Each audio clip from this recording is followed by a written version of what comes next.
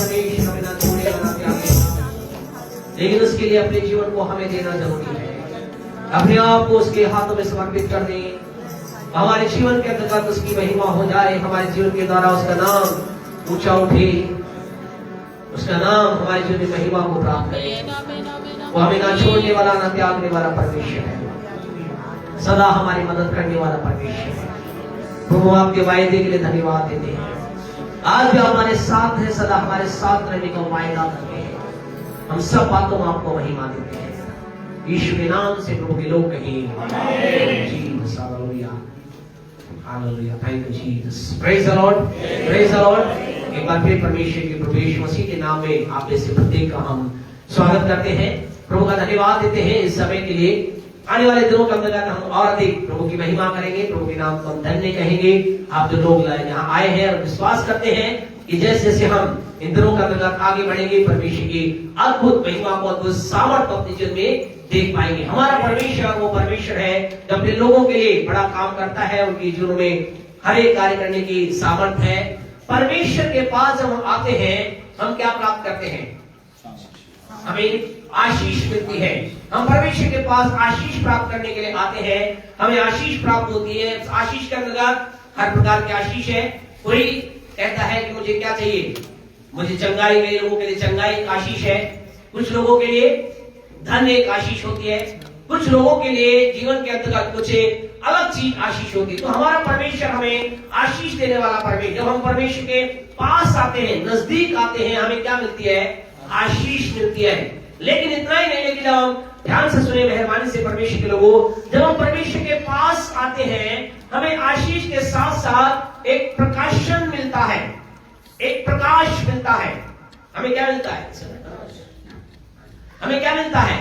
एक प्रकाश मिलता है। ये प्रकाशन जो है, ये प्रकाश क्या है?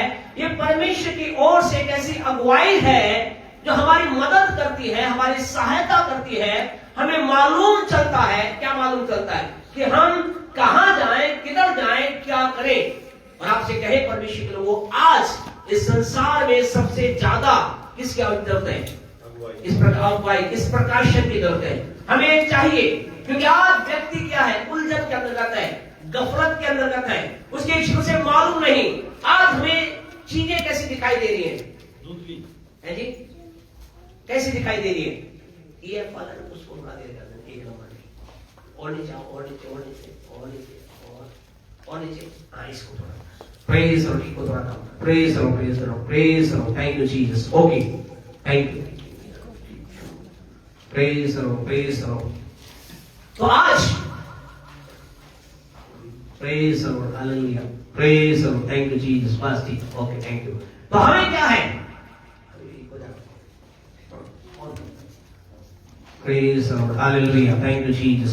Okay. Praise the Lord. Praise the Lord. Hindi कर दो बिल्कुल। Praise the Lord. Praise the Lord. Praise the Lord. Okay. Thank you. Good. Praise the Lord. तो हमें चीजें कैसी दिखाई देती हैं? हमें आज संसार के अंतर्गत इतना धोखा है कि आज हमें मालूम नहीं चलता कि सही क्या है और गलत क्या है। हर एक जगह पर हमें ऐसा लगता है कि ये सही है, हमें ऐसा नजर आता है ठीक है, यहां मैं क्या कर सकता हूं, यहां मैं दाव खेल सकता हूं, यहां मेरे लिए शायद क्या है, एक आशीष नजर आ रही है। और आज आपसे कहें कि आज हमें चीजें, संसार के अंदर जो चीजें दिखाई दे रही हैं, संसार के अंदर हम चीजों को देख रहे हैं, आज हमें मालूम नहीं कि क्या असली है और क्या नकली, पता नहीं चलता। अब आप कहेंगे कि कैसे, लेकिन हम संसार में जाते हैं, मालूम नहीं चलता। आज सामने वाला व्यक्ति जो आपसे बात कर रहा है, क्या वो आपके पक्ष की बात कर रहा है या आपके विपक्ष की बात कर रहा है? जब वो हमसे बात करता है, मुझसे आपसे बात करता है, तो हमें ऐसा लगता है कि क्या कर रहा है, ये मुझे सही आइडिया दे रहा है, ये मुझे सही बात बोल रहा है, इसके विचार को मुझे ले लेना चाहिए, ये जो चीज बोल रहा है वो मुझे खरीद लेनी चाहिए, जो ये काम कह रहा है मुझे कर लेना चाहिए। उसकी बातें, उसके विचार, उसकी तमाम प्रकार के व्यवहार से हमें क्या नजर आता है, ये बिल्कुल सही बोल रहा है। आज आपसे कहना चाहते परमेश्वर वो चाल हमें मालूम नहीं कौन सच। आपसे कहे परमेश्वर, हम अपने जीवन में कई बार इन चीजों से होकर गुजरते हैं, आप भी शायद गुजरे होंगे, ऐसे गुजरे। कई बार हमें क्या लगता है, ये बिल्कुल सही बोल रहा है, ये जो कह रहा है मुझे कर लेना चाहिए। लेकिन आपसे कहना चाहते परमेश्वर वो ऐसे समय का जब संसार में हमें माल चारों तरफ हमें बिल्कुल कुछ मालूम नहीं है, आपसे कहना चाहते हैं only the revelation from God, परमेश्वर की ओर से प्रकाशन मेरी आपकी मदद कर सकता है। हालेलुया। परमेश्वर की ओर से एक विचार, परमेश्वर की ओर से आने वाली एक ज्योति, परमेश्वर की ओर से आने वाले प्रकाश मेरी आपकी मदद कर सकता है। और हमें इन दिनों का अंतर्गत आपसे कहना चाहते हैं, मैं आप इस समय पूरा का पूरा हम कहें जो प्रभु से प्रेम कर रहे लोग, जो परमेश्वर के साथ चल रहे लोग, इन दिनों का अंतर्गत लोग क्या कर रहे हैं, एक विशेष रीति से अपने समय को बिता रहे हैं। वो कह रहे हैं कि हम क्या करेंगे, हम उपवास करेंगे, हम उपवास में हैं। आपसे कहना चाहते हैं परमेश्वर के लोगों, इन दिनों के अंदर लोग क्या है, उपवास। और आज परमेश्वर के वचन से हम एक दो बातें आप जल्दी से हम करेंगे कि उपवास आखिर है क्या, what is the real meaning of fasting. वास्तव में उपवास का मतलब क्या है। उपवास का मतलब हमने पिछले दिनों के अंदर पहली बार हम जब उपवास की बात करते हैं, उपवास का मतलब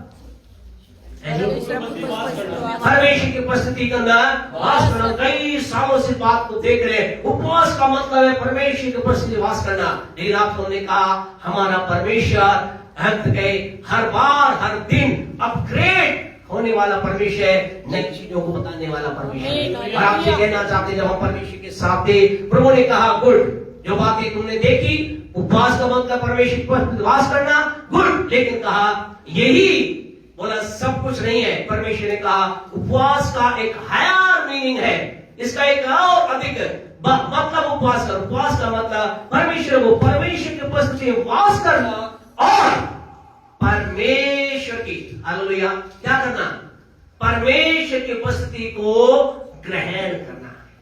हालेलुया। नॉट ओनली टू केवल उस उपस्थिति में रुकना ही नहीं, उस उपस्थिति में जाना ही नहीं, not calling entering to the presence of God, केवल परमेश्वर के प्रवेश ही नहीं करना, लेकिन क्या करना, परमेश्वर की उपस्थिति को अपने अंदर लेना। आपसे कहना चाहते हैं कि नया खुदा ने कहा उपवास का मतलब यह है, मेरी उपस्थिति के अंदर लोग आए और आकर क्या करें, उस उपस्थिति को अपने अंदर ले लें। हालेलुया। आपसे कहना चाहते हैं आज हमें इस उपवास को समझना है। जब खुदा की उपस्थिति के अंदर जा रहे हैं, केवल जाकर रुक ना जाए, केवल जाने तक रुक ना जाए, लेकिन आपसे कहना चाहते हैं क्या करें, क्या करें, उस उपस्थिति को अपने अंदर लेकर जाए। आज मेरा आपका रियल उपवास का उपवास का मतलब है उपस्थिति में वास करना और उपस्थिति के अंदर ऐसा वास करना कि उपस्थिति मेरे अंदर आ जाए। इन दिनों के अंतर्गत आपसे कि जब खुदा के सम्मुख आप जा रहे हैं, केवल उसकी उपस्थिति में जाकर रुक ना जाए। हम कई बार ऐसा करते हो, प्रेज द लॉर्ड, मैं खुदा की उपस्थिति में गया, मैं खुदा की चरणों में गया, मैंने खुदा की उपस्थिति में समय बिताया। अच्छी बात है, आप उनमें समय बिता रहे, लेकिन अब ये हायर खुदा बात को बोल रहा है, अब वो समय है कि तुम क्या करो, इस उपस्थिति को अपने अंदर ले लो। आइए उपस्थिति इन दिनों में क्या हो जाए, मेरे आपके अंदर आ जाए, उपस्थिति मेरे अंदर, मेरे आपके अंदर प्रवेश कर जाए। परमेश्वर के लोगों, प्रभु के वचन को आगे हम पढ़े और आपसे कहना चाहते उपवास क्या है, ये कब करना चाहिए, इसके बारे में बहुत से सवाल है लोगों के लिए। तो आपसे कहना चाहते हैं उपवास के लिए there is no time period for the fasting. उपवास के लिए कोई समय निर्धारित नहीं है। इसका मतलब ये वो काम है जिसे आप साल के 365 दिन में कभी भी कर सकते हैं। ये कहीं है, ध्यान रखना।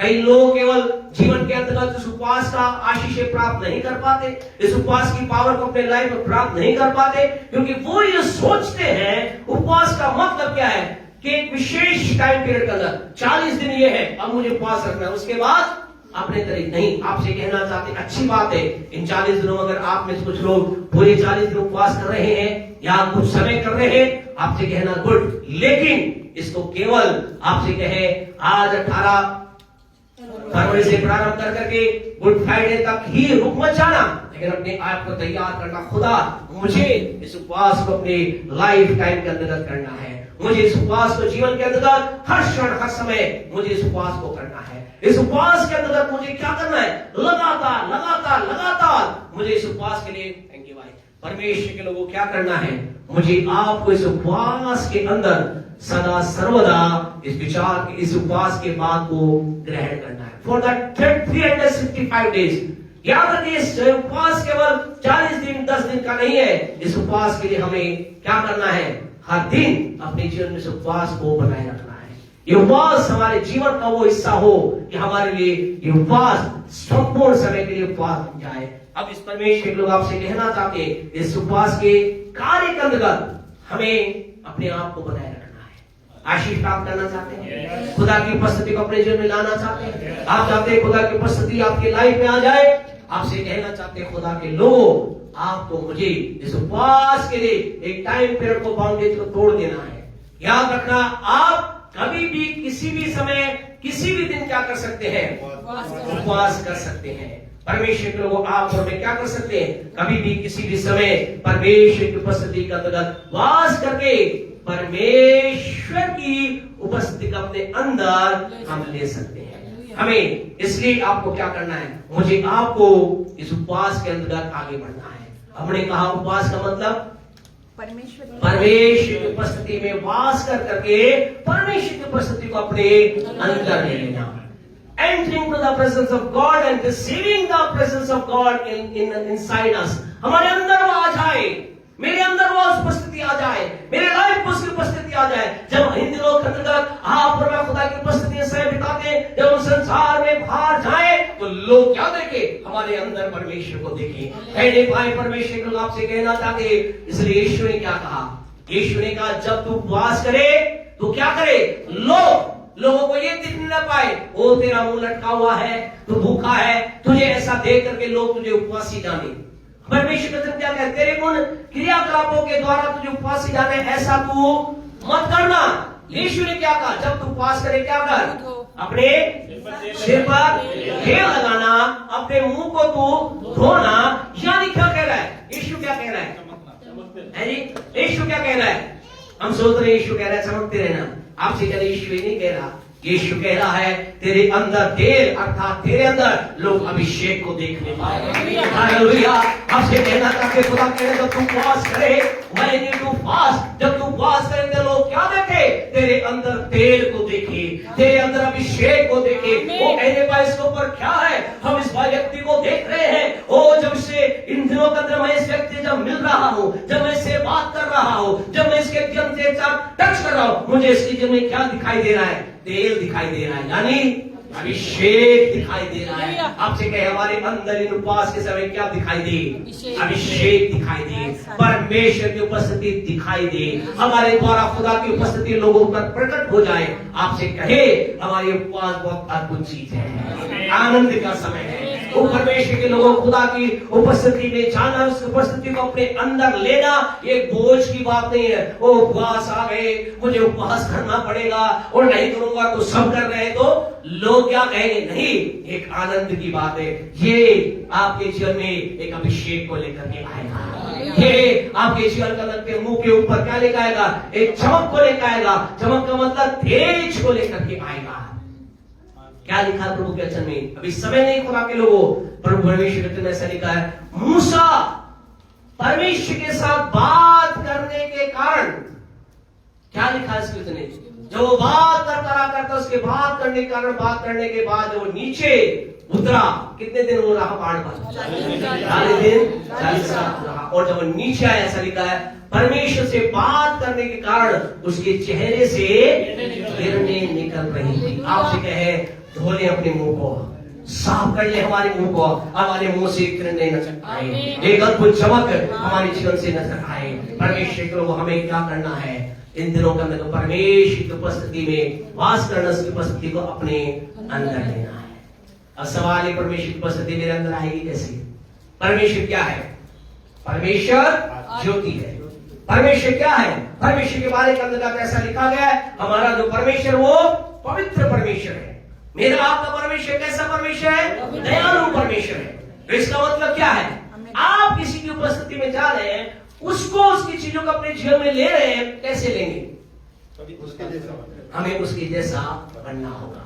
आपसे कहना चाहते मुझे आपको अपने जीवन में इन दिनों के अंतर्गत जब हम परमेश्वर की उपस्थिति में जा रहे हैं और हम क्या कर रहे हैं? हम परमेश्वर की उपस्थिति अपने अंदर ले रहे हैं, उसके लिए मुझे आपको क्या करना पड़ेगा? मुझे आपको अपने लाइफ को तैयार करना पड़ेगा कि मैं आप कैसे हो जाएं, पवित्र हो जाएं, ज्योति में हो जाएं, मैं आप परमेश्वर को दया से भर जाएं।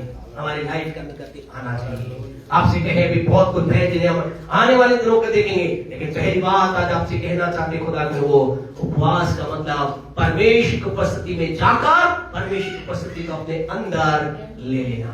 नंबर 2, एक वचन के साथ हम आगे बढ़े। दूसरी बात उपवास के बारे में, नेहमिया की पुस्तक उसका पहला अध्याय, नेहमिया की पुस्तक उसका पहला अध्याय पेज नंबर 580 मिलेगा।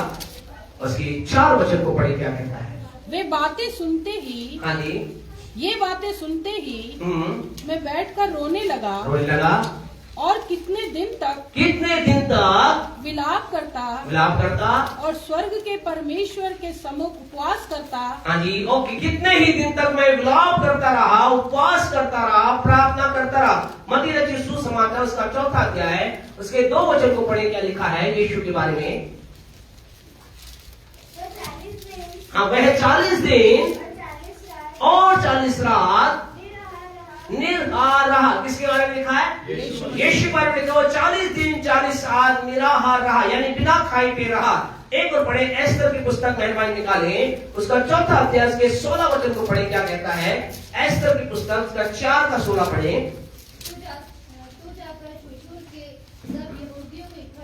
इकट्ठा कर तो मिलकर मेरे लिए उपवास करना।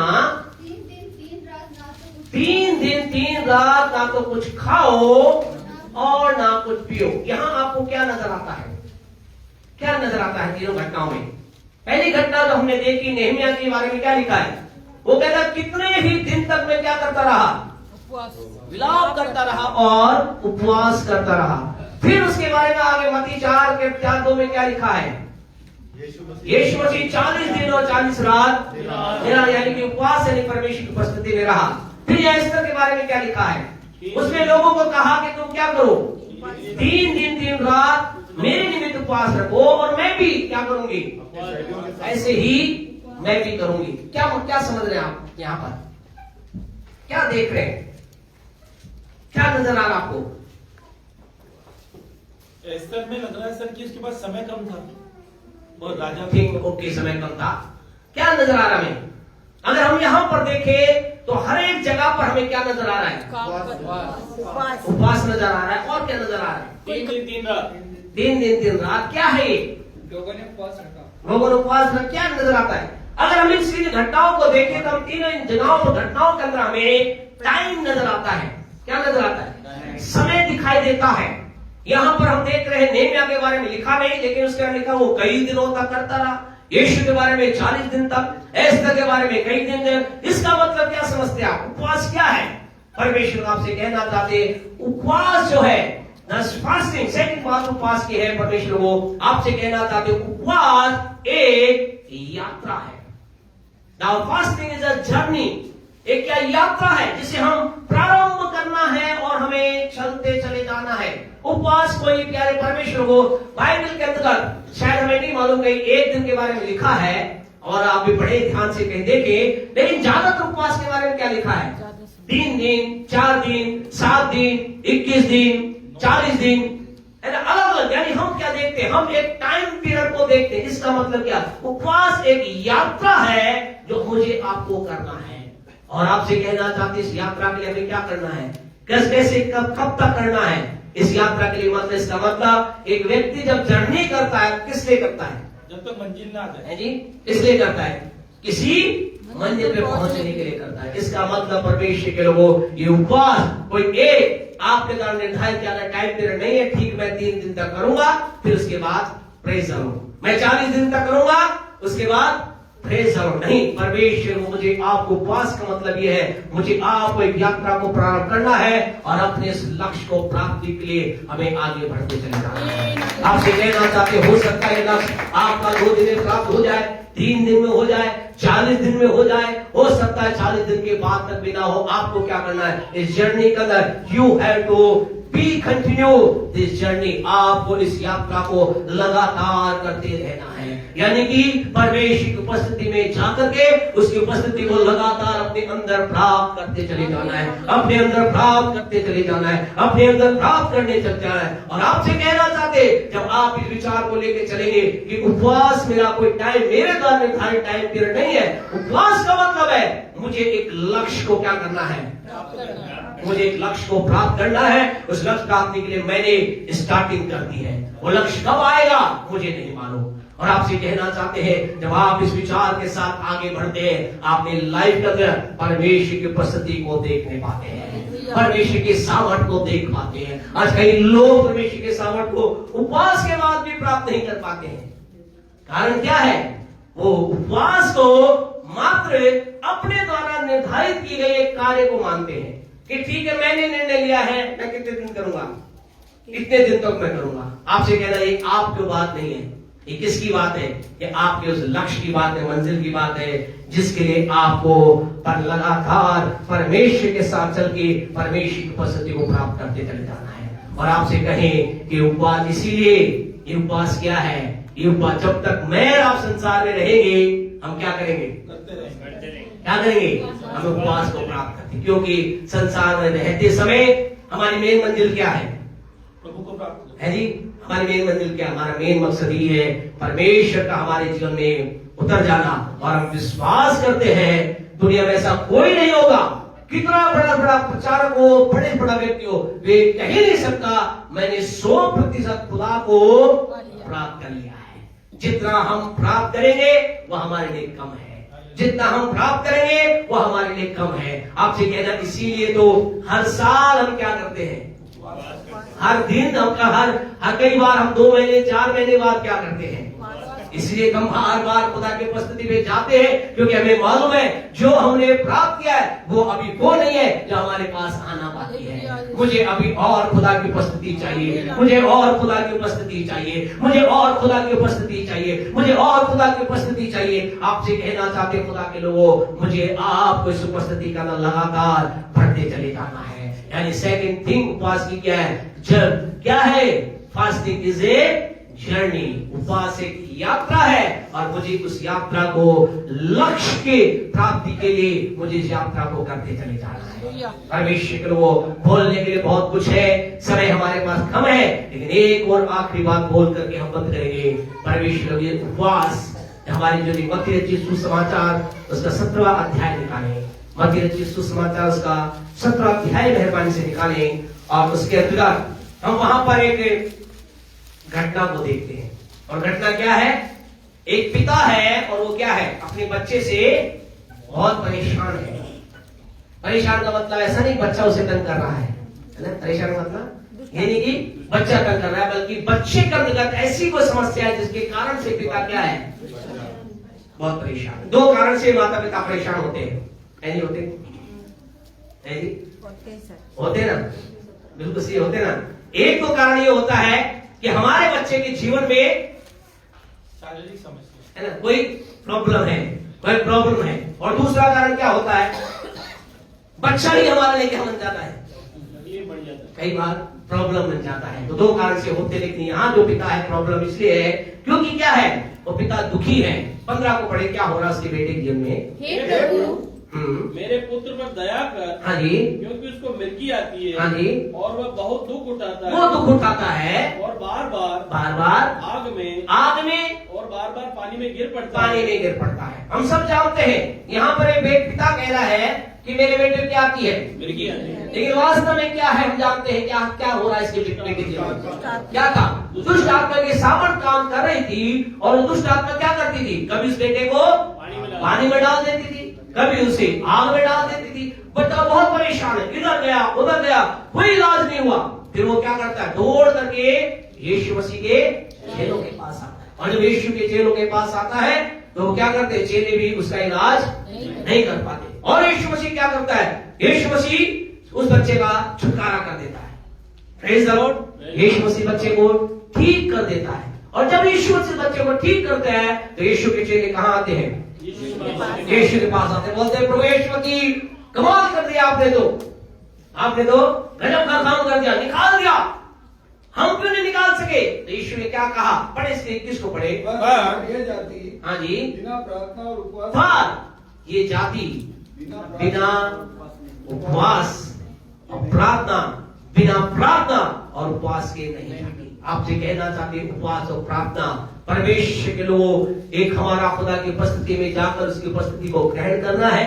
उपवास एक यात्रा है और उपवास वो सामर्थ्य है जिसके द्वारा परमेश्वर के लोग क्या होता है, जब आप और मैं खुदा की उपस्थिति के अंतर्गत रहकर उसकी उपस्थिति को प्राप्त करते चले जाते हैं। मेरे आपके जीवन के अंदर कुछ बातें कठिन दिखाई देती है, हमें लगता है ये हो नहीं रहा है, हमें लगता है ये कैसे होगा, हमें लगता है ये किस तरह होगा। और कई बार परमेश्वर को, कई बार माता पिता बच्चे लोग पास्टर चीजें क्या हो जाते हैं, परेशान होते हैं, हो नहीं रहा, खुदा क्या करे। परमेश्वर कहता है कि इसका एक इलाज है। इलाज क्या है? इसका इलाज है मेरी उपस्थिति का अंतर्गत इस समय को बिताना, उपवास में आ जाए। आपसे कहना चाहते हैं इन दिनों में आपको लग रहा है आपके जीवन की कोई बात है, आपके परिवार की कोई बात है, आपके व्यक्तिगत कोई बात है, आपकी पारिवारिक कोई बात है, आपकी सामूहिक कोई बात है, आपके काम की कोई बात है, आपके बच्चे की कोई बात है। आपसे कहना चाहते खुदा के लोगों, चीजों को एक ताकत है जो क्या करती है, चीजों को रोकती है। और वो ताकत कौन सी है? दुष्ट आत्मा की ताकत है, शैतान की ताकत है। शैतान की ताकत कई बार क्या होती है, कई बार शैतान की ताकत लोगों को आगे बढ़ने नहीं देती। शैतान की ताकत कई बार लोगों को जीवन के अंतर्गत आगे बढ़ने से रोकती है। शैतान की ताकत कई बार बच्चों को लापरवाह बना देती है। शैतान की कई बार ताकत क्या करती है, लोगों को ढीठ बना देती है। शैतान की ताकत कई बार लोगों के हृदय को कठोर बना देती है। लेकिन क्या हम शैतान की महिमा करने के लिए हम उसे कहना चाहते हैं, एक है जब आप उसकी उपस्थिति में अपने समय बिताएंगे, वो सामर्थ को टूट रहा होता है, वो सामर्थ टूट जाती है। उस सामर्थ के द्वारा परमेश्वर को वो सामर्थ टुकड़े टुकड़े हो जाती है। और ढीठपन की आत्मा, वो शराब की आत्मा, वो चोरी की आत्मा, वो झूठ बोलने वाली आत्मा, वो तमाम प्रकार की बीमारी की आत्मा, वो तमाम प्रकार की परेशान करने वाली आत्मा, माता पिता को परेशान करने वाली आत्मा, पति पत्नी को परेशान करने वाली आत्मा, लोगों को, पास्टर को परेशान करने वाली आत्मा। आपसे कहना, जब आप और मैं जब प्रार्थना के साथ खुदा की उपस्थिति में जाते हैं, उस सामर्थ को भागना होता है, टूटना होता है, एक छुटकारे को हम प्राप्त करते हैं। हालेलुया! क्या परमेश्वर की तारीफ बनाएंगे, क्या परमेश्वर की तारीफ बनाएंगे। परमेश्वर कहा कि हालेलुया नमः शिखा नमः शाखा भागा नमः शाखा भागा। परमेश्वर के नाम से हमारे जीवन के अंदर हम इस कार्य को होता हुआ देखिए। आपसे कहना, जब आज से हम परमेश्वर की उपस्थिति में वास कर रहे हैं, आपसे कहना चाहते कुछ ऐसी बातों को लिख ले जो आपको कठिन नजर आती है, लिख ले जो आपको असंभव नजर आती है। और इसे प्यारे परमेश्वर मत्ती 17 के सत्य वचन 21 को 24 को याद रखे, जो कहता है बिना उपवास प्रार्थना की ये जाति नहीं जाती। इसका मतलब उपवास प्रार्थना के द्वारा इस जाति को जाना होता है, इस समस्या को निकलना होता है, इस प्रॉब्लम को भागना होता है। परमेश्वर आपसे कहना चाहते, आपके परमेश्वर की उपस्थिति में बैठने के द्वारा बड़े बड़े चीजों, बड़ी बड़ी समस्याएं टूट जाती हैं। खुदा के उपस्थिति बैठने को हल्का ना समझे, बोझ ना समझे, ये ना समझे हो मैं कैसे करूंगा, कैसे नहीं करूंगा। आपसे कहना, बस आप करने का मन बनाइए, उसके बाद परमेश्वर करेगा। हालेलुया! परमेश्वर करेगा, क्योंकि उपवास आपके बारे में, उपवास आपके बारे में ध्यान रखना, उपवास आपके मेरे बारे में है नहीं। सारा उपवास किसके बारे में? परमेश्वर के बारे में है। उपवास का मतलब परमेश्वर की उपस्थिति में जाना और उसकी उपस्थिति को प्राप्त करना। तो ये सब कुछ उसकी उपस्थिति में है। और जो ही उसकी उपस्थिति आपके जीवन में गहरी होती है, आपको नहीं मालूम।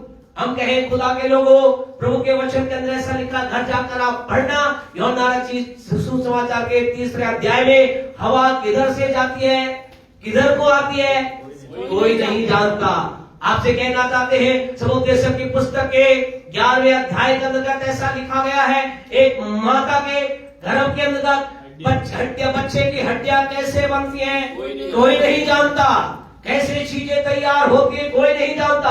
आपसे कहना चाहते, जब आप खुदा की उपस्थिति में जाते हैं, आप खुदा के झरनों में जाते हैं, काम कैसे होता है हमारे दिमाग को नहीं पता, लेकिन काम होता है। हालेलुया! काम होता है, हमें पता नहीं कैसे होता है। आपसे दिमाग मत लगाइए ऐसे कैसे हो सकता है, मैं खुदा की उपस्थिति में बैठा हूँ, मैं उसकी चरणों के अंदर बैठा हूँ, मैं उसकी आराधना कर रहा हूँ, मैंने रोटी छोड़ी है, मैं खुदा के चरणों में हूँ, मैं खुदा की स्तुति कर रहा हूँ, आराधना करो। कैसे वो चीजें जो असंभव दिखाई दे रही है वो संभव होती चली जाएगी, हमें नहीं मानो, लेकिन ये होता है क्योंकि खुदा की उपवास का मतलब ही ये है खुदा की उपस्थिति में जाना और उसकी उपस्थिति को अपने अंदर ले लेना। और जब उपस्थिति हमारे अंदर आती है तो हम जहां जहां जो चीज आपसे संबंधित है, आपसे संबंधित कौन है, आपका प्रिय बेटा है, आपकी प्रिय बेटी है, आपका पति है, आपकी पत्नी है, कलीसिया पास्टर के लिए कलीसिया है, आपसे कहे जो कुछ भी आपसे मुझसे संबंधित है उसके जीवन में काम होना चालू हो जाता है, उसके जीवन में काम होना चालू हो जाता है। इंद्र आपको उत्साहित करेंगे, आइए हम मिलकर खुदा की उपस्थिति में अपने आप को देंगे। कुछ अद्भुत आ रहा है, कुछ बड़ा आ रहा है, कुछ सामर्थ्य आ रहा है, चमत्कार आ रहा है। ऐसे बातों को हम संभव होते देखने जा रहे हैं, चीजों को हम प्रकट होते देखने जा रहे हैं, परमेश्वर के अद्भुत सामर्थ्य को देखने जा रहे हैं, परमेश्वर के अद्भुत काम को देखने जा रहे हैं। यीशु मसीह ने मुस्लिम बच्चे के पास आया, उसने कोई बड़ा काम थोड़ी किया, उसने इतना ही कहा इसमें से निकल जा, और निकल गया। इसलिए तो चेलों को क्या हुआ, अच्छा पापा ने ये क्या बात है, हम इतनी देर से कर रहे थे, निकल जा बोल भी रहे होंगे, वो नहीं हुआ। आपको मालूम है क्यों नहीं हुआ? 17 अध्याय को आप पढ़ना, परमेश्वर के लोग क्या होता है, 17 अध्याय में क्या होता है मालूम है? अविश्वास है जी? अगर आप 17 अध्याय पढ़ोगे तो आपको पता चलेगा चेले क्या कर रहे थे और यीशु क्या कर रहा था। क्या लिखा 17 को पढ़े जल्दी से, अगर हम 6 दिन के बाद हाँ जी यीशु ने हाँ पतरस और याकूब और उसके भाई यूहन्ना को साथ दिया हाँ और उन्हें एकांत में ऊंचे पहाड़ पर ले गया, वहाँ उनके सामने उसका रूपांतरण हुआ। बस परमेश्वर लोग आपसे कहना चाहते यीशु मसीह क्या रूपांतर हो गया? तो यीशु मसीह एक एक्स्ट्रा टाइम परमेश्वर के साथ बिता रहा था। आपसे कहना चाहते हैं वो सारे क्या कर रहे थे, कुछ और अपने ही दुनिया मस्त थे, लेकिन यीशु क्या कर रहा था, पिता के साथ अपने टाइम को बिता रहा था। आपसे कहना चाहते हैं आज लोग क्या कर रहे हैं, चिंता ना करें और इस बात पे ध्यान ना दें, ये ना कि वो तो नहीं कर रहा मैं क्यों करूं। आपसे कहना चाहते हैं किसका रूपांतरण हुआ, उनके चेलों का क्यों नहीं हुआ? क्योंकि वो परमेश्वर के साथ अपने आप को उस रीति से नहीं रख रहे थे। आपसे कहना चाहता बदलना चाहते हैं, आपसे संबंधित चीजों को बदलना चाहते हैं, आपसे कहना आपको करना है, बोले मुझे करना है, मुझे करना है, फिर सब ठीक हो जाएगा। हालेलुया। आइए अपने आप को बंद करें, परमेश्वर की महिमा करें। हमारा समय यहाँ समाप्त होता है। इन दिनों के अंदर जब हम खुदा के चरणों के अंदर हैं, परमेश्वर के लोग उपवास आपको फिर कहना चाहते हैं, एक दिन की बात नहीं है, 40 दिन की बात नहीं है, यह खुदा के साथ हमारे एक अद्भुत समय बिताने की बात है। इन दिनों में अवसर है कि हम बिताने का अवसर मिल रहा है, बिताएं। परमेश्वर हम ब्लेस करें। Thank you Lord Jesus. आइए इस समय मेहरबानी से अपने स्थानों पर खड़े हो जाए। अब इस समय दुआ के साथ आगे बढ़ेंगे। इन दिनों का तक आप यदि किसी और विचार से अभी तक उपवास में अपने समय को बिताने का मन बनाया था, आपसे कहना चाहते आज खुदा से कहना, खुदा मैं आज तेरी उपस्थिति में समय बिताने के लिए और तेरी उपस्थिति को अपने अंदर पाने के लिए मैं इस उपवास को करना चाहता हूँ। परमेश्वर मैंने तेरे वचन से तेरे वचन जाना है, उपवास एक यात्रा है, मैं इस मंजिल की ओर बढ़ने के लिए अपने आप को समर्पित कर रहा हूँ। प्रभु से कहे प्रभु मैंने जाना है, उपवास जब किया जाता है संभव बातें संभव हो जाती है। मैं अपनी असंभव बातों को तेरे पास मंदिरों में लेकर आना चाहता हूँ। खुदा के लोग आपसे कहना चाहते आपकी बड़ी बड़ी दवाइयां आपका इंतजार कर रही है, बड़ी बड़ी आशीष आपका इंतजार कर रही है। आपसे कहना इस अवसर को भोगले अवसर को जाने ना दें। आइए खुदा के साथ समय बिताने के लिए, उसकी उपस्थिति को प्राप्त करने के लिए अपने आप को तैयार करें। हमारे आने वाले दिनों में और बातों को देखकर प्रभु की महिमा करें। यदि आप चाहते हैं कि आपके लिए दुआ की जाए कि परमेश्वर आप इस उपवास के अंदर बढ़ने में मदद करें, सहायता करें, आप इसी रीति से खुदा के साथ अपने टाइम को व्यतीत करना चाहते हैं, हम आपके लिए दुआ करेंगे। अपने सीधे हाथ को आप खड़ा करें। पिता हम यीशु के नाम से आपके पास आए, प्रभु हम आपके नाम की स्तुति, आपके नाम की आराधना करते हैं। पिता हम धन्यवाद देते हैं आपके लोगों के लिए, इनकी भूख और प्यास ये है कि खुदा ऐसा इस रीति से तेरे साथ अपने रहमत को बिताना चाहते हैं, जिसके द्वारा खुदा ये तेरे उपस्थिति को अपने जीवन में प्राप्त करे, उस जर्नी को प्राप्त अपने लक्ष्य को प्राप्त करे, असंभव बातों को संभव होता देखने पाए। यीशु के नाम तेरे सब काम करने के लिए तेरा अनुग्रह के साथ होने पाए, मेरे साथ होने पाए, हमारे साथ होने पाए, मिलकर हम आपकी महिमा करें। यीशु के नाम से मांगते हैं, आमीन। हमारे परमेश्वर का प्रेम, परमेश्वर का अनुग्रह, पवित्र आत्मा की सहभागिता हमारे साथ और संसार के तमाम विश्वासों के साथ विशेष हम अपने आप को परमेश्वर की उपस्थिति में लेने के लिए तैयार कर उनके साथ बनी रहे। आमीन।